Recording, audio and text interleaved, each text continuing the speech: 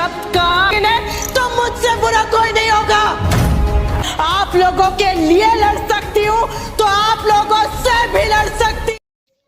Anupama serial में भी आपने ये देखा कि रजनी अनुपमा से साइन करवाने के लिए आती है। अनुपमा कुछ पेपर साइन कर दी होती है, लास्ट का पेपर होता है तो राही और प्रेम वहीं पे आ जाते हैं। राही बोलती है, मम्मी आपने मुझे बोला है कि पहले पेपर पढ़ लेंगे तब साइन करेंगे, आप साइन क्यों कर रही हो। राही बोलती है, मम्मी लाओ पेपर मैं पढ़ लेती हूँ। तभी रजनी बोलती है, हाँ तुम लोग पढ़ लो और उसके बाद खुद ही दे देना बिल्डर और वकील को, मैं इस मामले में कुछ भी नहीं बोलने वाली। राही बोलती है, मासी आप इतनी गुस्सा क्यों कर रही हो।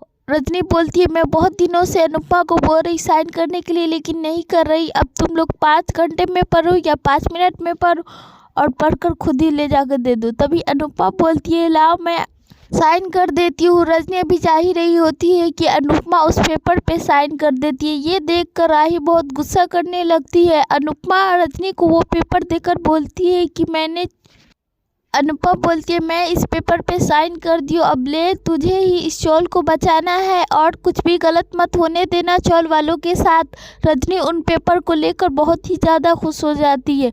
अब दूसरी तरफ राही बोलती है अनुपमा से, रजनी अनुपमा से बोलती है, तुझे मुझ पर भरोसा है ना, मैं तुम्हारी अच्छी दोस्त हूँ ना, मैं कुछ भी ऐसा नहीं होने दूंगी।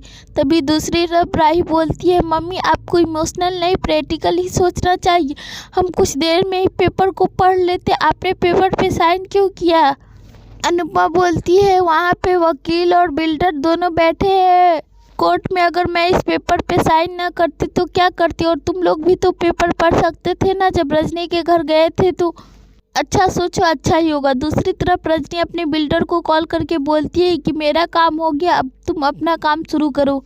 अब यहाँ पे तिलक की रस्म होती है जहाँ पे अनुपमा को बुलाया जाता है। अनुपमा बोलती है, रजनी कहाँ गई। तभी रजनी वहाँ पे आ जाती है। वरुण इशारा से रजनी से पूछती है कि काम हो गया। रजनी बोलती है, हाँ काम हो गया। वरुण बहुत खुश हो जाता है।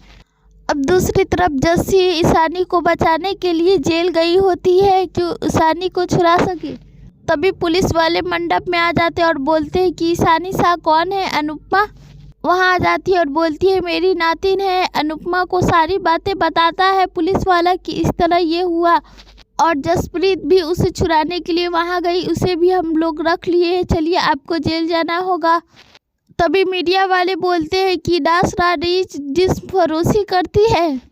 अब नेक्स्ट एपिसोड में आप देखोगे कि यहाँ पे अनुपमा जस्सी और ईशानी को जेल से लेकर आ जाते हैं और सभी चौल वाले बोलते हैं कि यहाँ पे ईशानी नहीं रहेगी क्योंकि ये जिस्म फरोशी करने गई थी। तभी एक आदमी उसके ऊपर चप्पल बरसाने लगता है। अनुपमा गुस्सा हो जाती है और बोलती है कि जब मैं आप लोगों के लिए लड़ सकती हूँ तो आपसे भी लड़ सकती हूँ। आज के बाद अगर किसने भी इसे ऊंचा शब्द से बोला तो मैं ये बर्दाश्त नहीं करूँगी। आगे के अपडेट्स देखने के लिए मेरे चैनल को सब्सक्राइब